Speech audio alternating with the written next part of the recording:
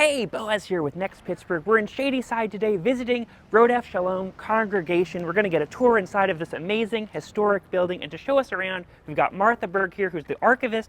And Martha, you wanted to meet outside, right? I do. I really want to welcome everyone, and part of our building shows how welcome everyone is. This is a quotation from Isaiah 56. My house shall be called a house of prayer for all people. And it means that everyone is welcome here. If you've never been inside a synagogue, you're welcome. If you practice a different kind of Judaism than Reform, you're welcome. Anybody's welcome to come in and say, I've never been in here before. Well, let's head inside and check it out. Okay. And so what year did construction start happening on this site? Construction began in 1906 and the building was finished in 1907, which is pretty quick. Yeah, for such a grand building. For such an amazing building. This is the third building that the congregation has had. The congregation was chartered in 1856. Well, let's just pause here. There's a narrow little doorway, and then we go in. Wow. To this wonderful space. And the way it looks now is pretty much the way it looked in 1907. It was restored in 1990 to be as close as possible to what the original looked like. For example, these pews are all the original pews. Wow. I have the bill for these in the archives. Gosh, what did these pews cost back in the day? I can't remember that. They've been reupholstered, but this design with the Star of David on the end of each pew, this is all original. Wow, how tall is this room? It's over 90 feet tall, and here you don't see the dome as much, which is a double dome. Mm-hmm. So if I could take you to the really secret places here, which I can't, it's too hard to get there, we would be able to stand at the level of that stained glass in a space that's about 20 feet high and has another dome with clear glass above it. Wow. So it's a space that can be used to clean the windows. These menorah chandeliers are also original. They're made out of wood. Oh my gosh, I didn't even notice there were menorahs on those. That's amazing. Yep. And they can be, the reason we need to have a space up there is that these chandeliers, each one has a separate winch system to let it down to the floor level. And then you can change light bulbs. Change the light bulbs, wow. Right. Dust it up, and then winch them back up again. It's a very complicated procedure. It's only done before the holidays, basically, just to make sure everything is ship-shape. Wow, that organ is massive. It was, when it was installed, one of the largest Kimball organs in the country. I want to talk about the stained glass windows also. Yeah. Two of our biggest stained glass windows are out for restoration right now, the two center ones. So you just see. Oh, I see.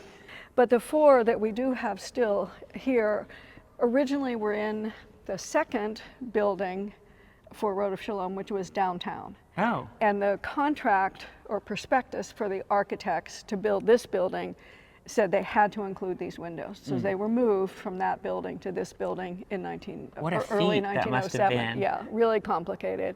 And then I'd never really looked closely here, but what are all those? Are those mosaics that are going up the sides? Fooled ya. They really look like mosaics. They are paintings. Oh. Meant to look like mosaics, but really not. Oh, cool. And I want to talk about this window also. This faces Fifth Avenue, which was the main entrance. The outside of this is original, and the inner part of it needed repair in the 1960s, and so it was replaced with this color blocking, big bright colors. Just below the outer ring, it says in English, seek peace and pursue it. Oh, yeah. And the name Rodef Shalom means pursuers of peace.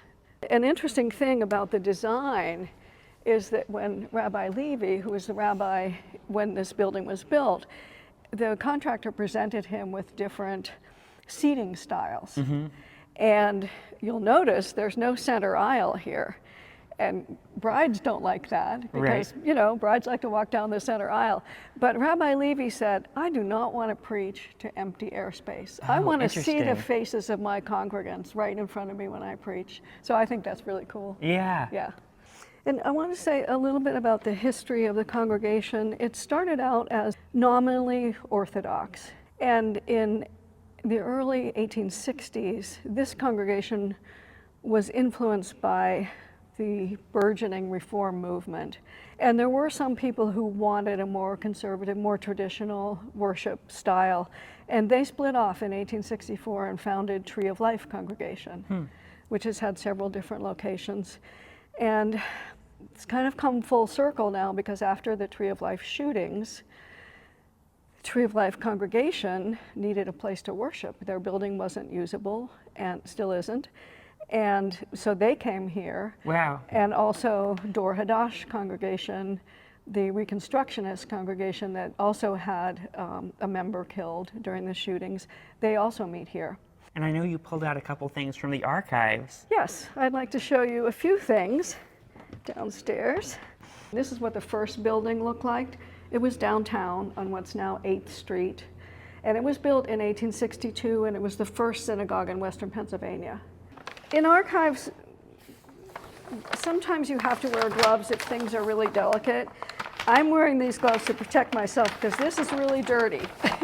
Oh, wow. This is a disintegrating leather cover. This is a cash book. And I just wanted to show you, this page is from 1865. Wow. And this shows the people who paid their dues. H. Oppenheimer paid their $6.25. Uh-huh. That's so wild. Yeah. And so we don't have reliable lists of members from the early years. We don't have board minutes until the 1880s. So I've had volunteers working with me who have made lists from these cash books of who the members were in every given year that we could work on. And then one of the most famous things to happen here is that in 1909, President William Howard Taft came to visit. Wow. And it was the first time that a sitting U.S. president spoke from the beam of the pulpit of a Jewish congregation on the Jewish Sabbath, 1909. He said something like, it took the good people of Pittsburgh to make me go to church twice in one weekend. Yeah. Because he had been to the Unitarian Church down the street, which was his own his Christian denomination. Then I wanted to show you this prize. This is for the swimming team. Wow. Now, you may wonder why a congregation would have a swimming team. But in the early 20th century, 1911 to be exact, one of the families, the Falk family, donated a recreational complex to Rodef Shalom in memory of his wife. And that included a swimming pool, a gym, a library, Whoa. A lot of other recreational. Where was that? It was kind of wrapped around this building. There's nothing left of it now. We can see on the architectural plans the footprint of it, but it's gone. And I know you mentioned that the congregation is also home to a sort of an art collection. Yes, it is, and that's kind of unusual. A lot of congregations of all religions have religious art, but we have both this little museum and a collection of paintings. This is a set of medals depicting the 12 tribes of Israel by the Spanish artist Salvador Dali. What? And so That's wild. There are drawings behind of I think those are his drawings, and then the medals that were cast from them. And then I wanted to show you this really large Hanukkah menorah. This was made in Poland in the 18th century, and a family that belonged to Rodef Shalom brought it over with them when they came. Wow. And they donated it to the congregation. And during Hanukkah, this is brought out to the main hallway there, and the candle lighting takes place every day. But it's, as you can see, really large. Yeah. This room, Freehoff Hall, which is the big social hall, you can see these large abstract expressionist canvases. Wow. And these are done by Pittsburgh artists. Larissa Osby is this one, and then Richard Beeman, this blue one. Well, Martha, thank you so much for the tour. Whoa, the acoustics in this room are wild. They started talking. Well, thank you so much for coming. This is really a pleasure to do. And again, as I said at the beginning, anyone is welcome here just to come and look, to come and join us for services. Come on. All right. Come on in. Gosh, yeah. Take up Martha's invitation. Thanks so much. Thank you very much.